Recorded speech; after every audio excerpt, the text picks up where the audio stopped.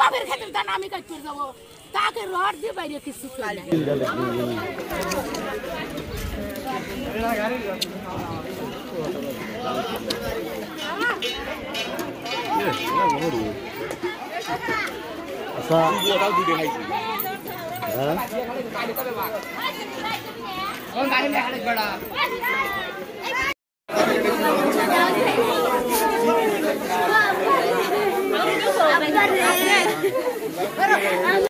ওই বেটাকে খাইবে যা আমাকে এই জায়গা আতুর দিয়ে বাড়ি দিছে আর এই জায়গা কাপড় দিছে আমার ইগুনি খাইছে কে মারছে এগুলো কি করাইছে কইলের রাজমরা কত মানুষের নাম কি মহিলা মানুষ জানি কয়েকজন আহত হয়েছে নিহতদের বডি উদ্ধার করে আমরা ময়নাতদন্তের জন্য হাসপাতালে পাঠিয়েছি এবং আহতদের চিকিৎসার জন্য পাঠিয়েছি। এখন বর্তমান পুলিশ আমরা এখানে আছি।